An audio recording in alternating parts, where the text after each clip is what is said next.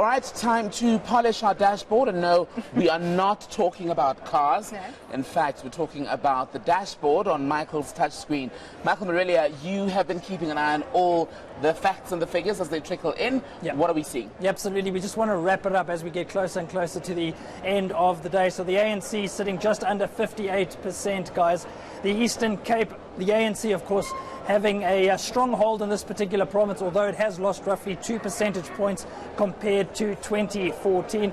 The Free State, again, it's done relatively well. Gauteng is really the cliffhanger as to whether or not it can hold on to that majority. We know several voting districts are still hanging in the balance, so this one could take us right up to midnight and beyond.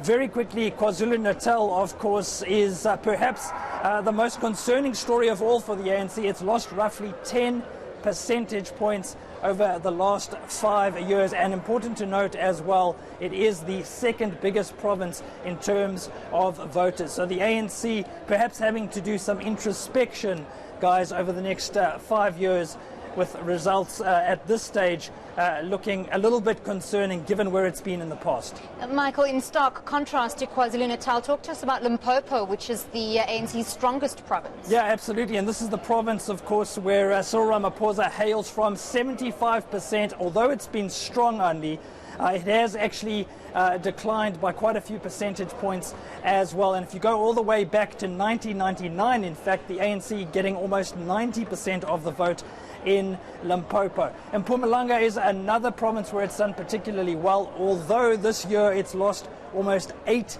percentage points. So it is sliding in a traditional stronghold. If we look at the Northern Cape as well, 57%, so a pretty strong majority there. Given its history, it has hovered around the late 50s, early 60s over the last few elections. The Northwest as well, this is a province where it has lost ground to the EFF.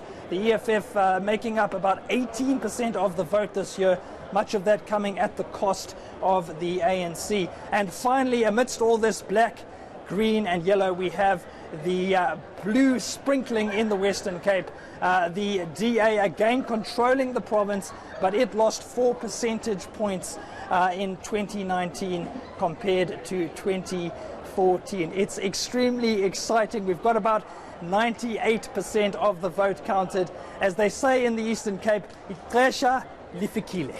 Oh, okay. Do you want to try that again? Let's see. Ixesha lifikile. Give me some time, I'll get it right. Look at you, Michael. We may even give you a voting district in the next election. Apparently it looks like everyone can get in on the voting. Michael Marilia keeping an eye on all the numbers from all 9 provinces as they continue to come in here. We've recorded 97%. 98%. 98% now is where we are, so just 2% of the vote still outstanding. We'll bring you those results as they come in here at the National Results Centre at the Tshwane Showgrounds. But still to come on ENCA, we go live to Tuba Vilane, who is at the Provincial Results Centre in KZN to see how things are going there. Stay with us.